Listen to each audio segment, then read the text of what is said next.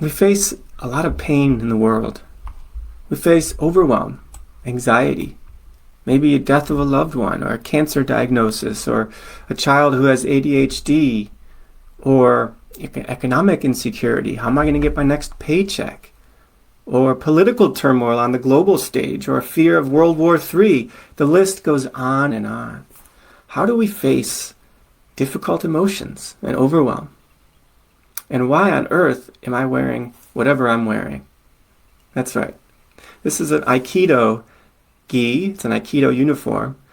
And the reason I'm wearing it is because the practice of responding to difficult emotions is part of the practice of what it means to awaken as your unique self. And your unique self is your truest identity, your most profound insight of what it means to be human. It's who you are, truly. And it's a training. And I train in Aikido. I've been training for the past 13 years. And what I've discovered is that you're never there. You never arrive. You're always fine-tuning. In fact, the founder of Aikido has been quoted as saying, the art of peace, or the purpose of Aikido, is to polish the spirit. So think about that, polishing the spirit, polishing it so it shines through ever more brightly.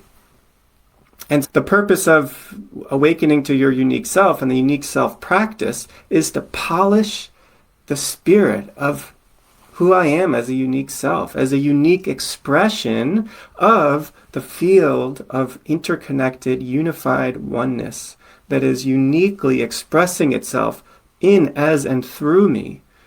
And this, of course, is coming from the work of Dr. Marc Gafni and the work at Unique Self Institute with Claire Molinard.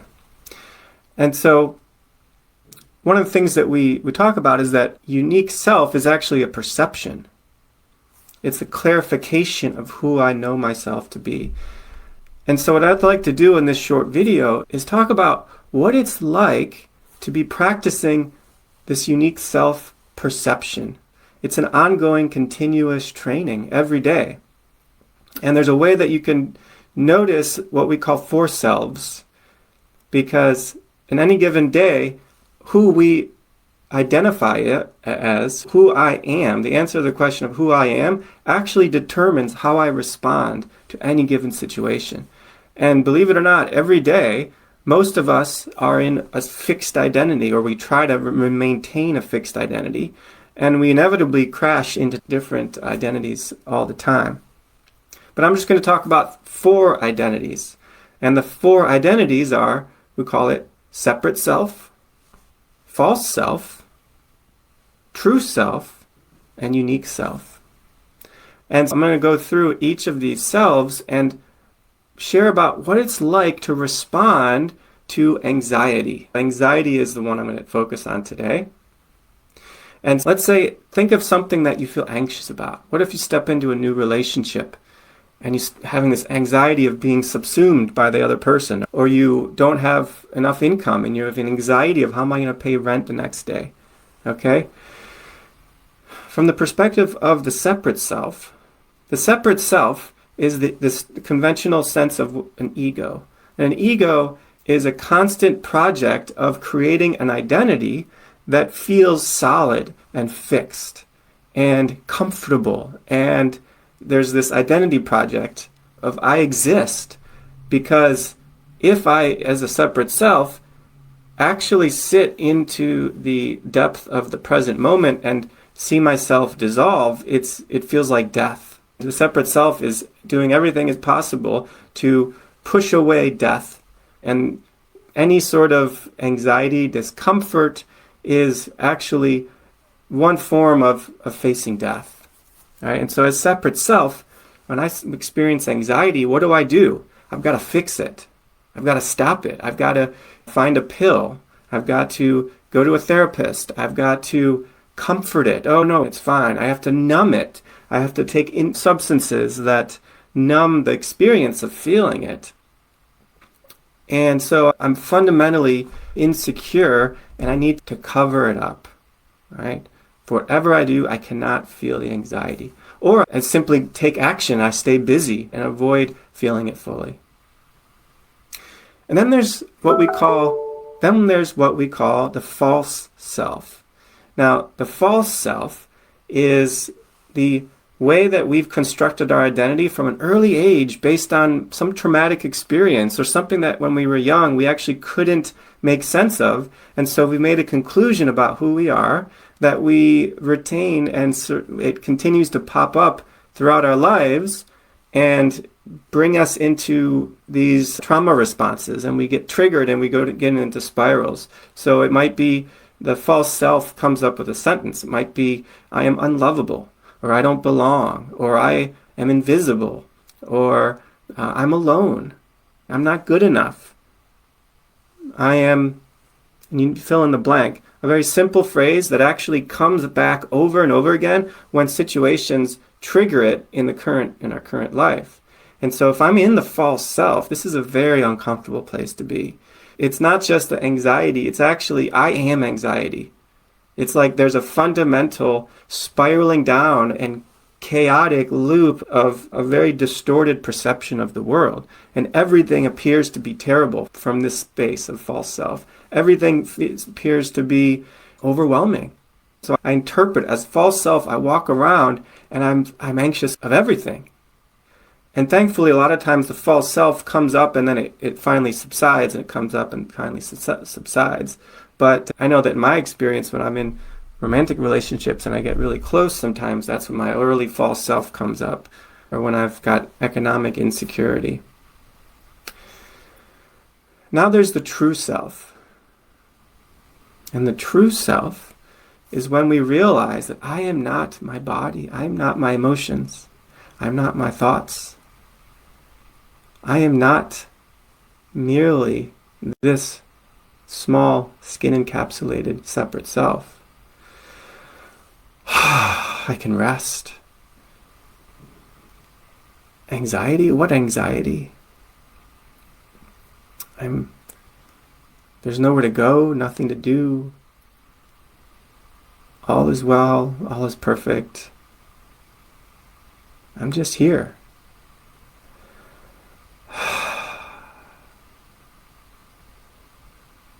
That's what it's like to be in true self.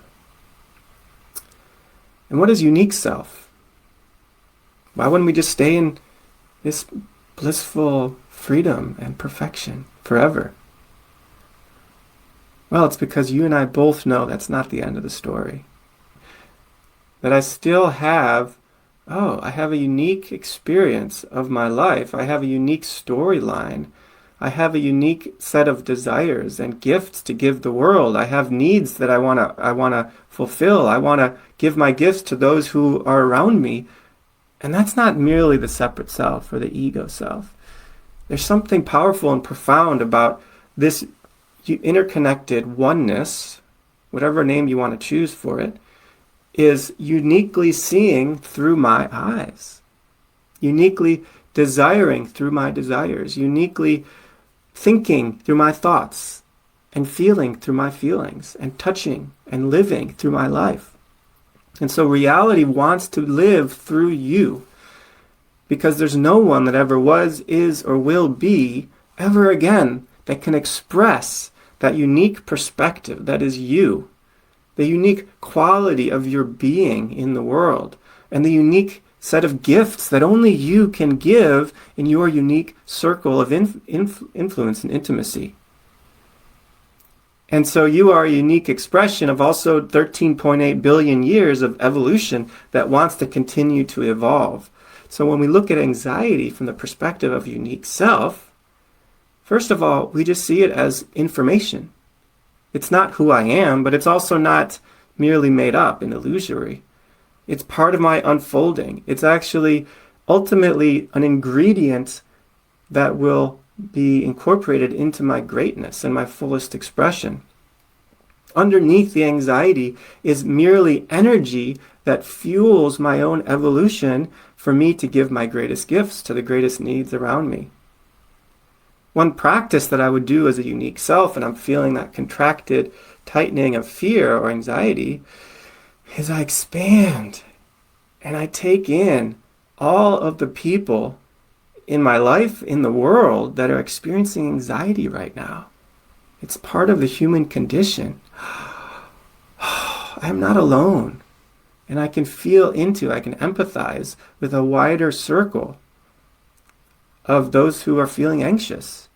And I could even step in and say a prayer or affirmation or a blessing to those that are experiencing this. And to the extent that I can lean into and transform the anxiety and transmute it into further expression of my greatness and my goodness and my loving kindness and my giving my gifts to the world around me, is the extent to which in some ways I'm doing it on behalf of all beings who are suffering from anxiety. I make it just a little bit easier for everyone experiencing anxiety to open up, right? And I'll end with a phrase that Dr. Marc Gafni often uses. We live in a world of outrageous pain. The only response is outrageous love. And so as a unique self, I can take in the outrageous pain of the world and not be overwhelmed and deadened by it or fearful of it or avoidant of it. I take it in as this intimate field of the interconnected reality that we're living as part of. And as a gift to motivate me, to inspire me, to step in ever more fully and be a lover of all of life, to give my gifts, to open my heart, and to live the life that's worth living, that I'm being called into. Feeling the source of all of my aliveness move through me so that I can clarify my purpose, right? Live a life full of purpose. And look around me and realize that it's all drenched in meaning, that there's nothing that is wasted, that every detour that I take is part of the destination. Every place I fall and every place I fall apart, I'm falling in the right place. Nothing is wasted. Nothing is left out. So I'll leave you with just my invitation and my encouragement to invite any of these difficult emotions you're having as an opportunity to catalyze an evolution in your consciousness, in your loving, in your giving, in your life's unfolding, and just see what happens.